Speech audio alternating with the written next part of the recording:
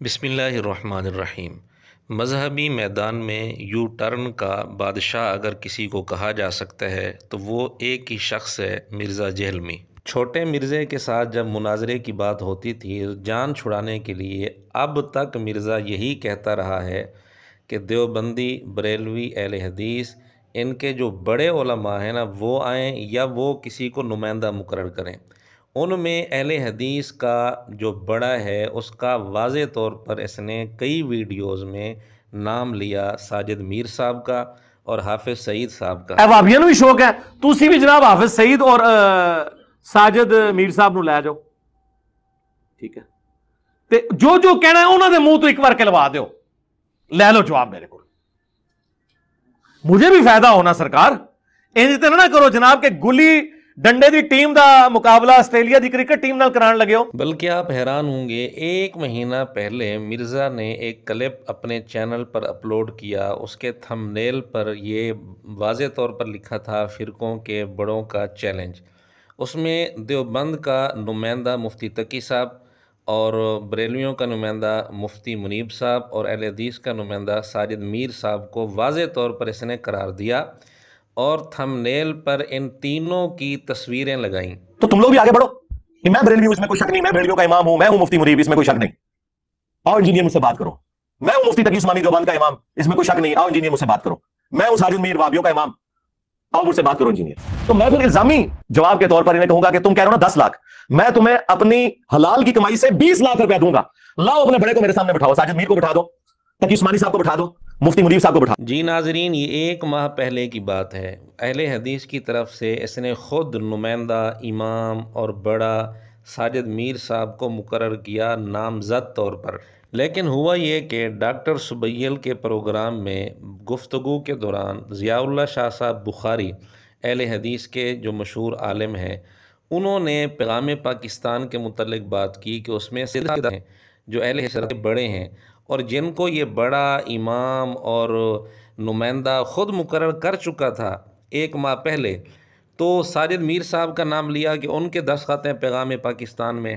اب اس سے مرزے کی محنت پر پانی پھرتا تھا، اس کے پیٹ پر لات پڑتی تھی، اس کی خواہش پر زد آتی تھی، تو مرزے نے فوراً ایک بہت بڑا یو ٹرن لیا کہ جی نہیں ساجد میر صاحب نہیں، یہ تو ڈرائیونگ سیٹ پر نہیں بیٹھے، ڈرائیونگ سیٹ پر بیٹھے ہیں توصیف الرحمان صاحب اور ابتسام الہی ظہیر صاحب، یہ ڈرائیونگ سیٹ پر بیٹھے ہیں۔ کیا بات کی تھی بھائی محمد صاحب نے آخری؟ وہ یہ کہہ رہے تھے کہ سائن کر دیں ایک پیپر کے اوپر، وہ پیپر پہ ہم نے میرے بھائی سائن کر دیے ہیں،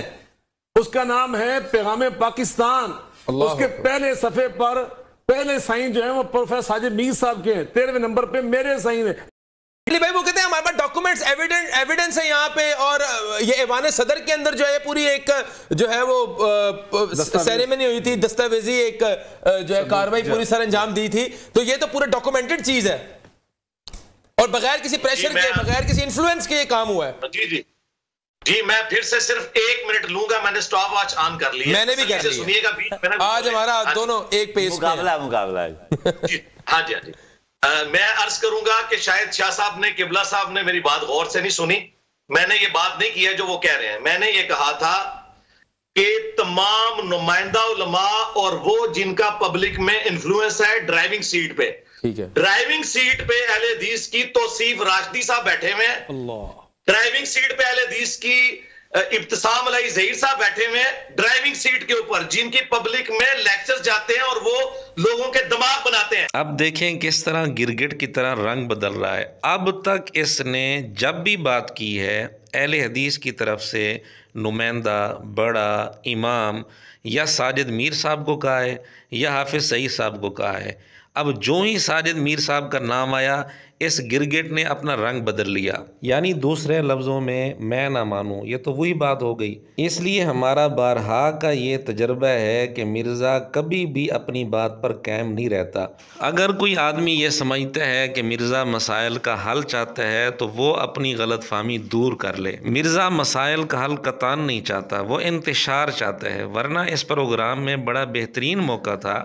مرزا ساجد میر صاحب کا نام آنے پر خوشی کا اظہار کرتا، اطمینان کا اظہار کرتا کہ چلو میری خواہش پوری ہو گئی ہے، لیکن اس نے دیکھا کہ یہ تو مسئلہ حل ہو رہا ہے تو اس نے فوراً پینترا بدل لیا کہ نہیں جی ساجد میر صاحب ان کو کون جانتا ہے، وہ ڈرائیونگ سیٹ پر نہیں بیٹھے، اب ڈرائیونگ سیٹ پر بیٹھے ہیں توصیف الرحمان صاحب اور ابتسام الہی ظہیر صاحب۔ بالکل اسی طرح اگر مفتی تقی عثمانی صاحب دامت برکاتہم لکھ کر دے دیں تو مرزے نے کہنا ہے نہیں ان کی تو ویورشپ ہی اتنی نہیں ہے، ان کو تو لوگ اتنے جانتے نہیں، مفتی طارق مسعود صاحب لکھ کر دیں پھر میں یہ بات مانوں گا، فلاں لکھ کر دے تو یہ مذہبی گرگٹ ہے، موقع کے مطابق یہ رنگ بدلتا رہتا ہے۔ اور بڑا مرزا بھی ایسا ہی تھا، چھوٹا مرزا بھی اسی کے نقش قدم پر چل رہا ہے۔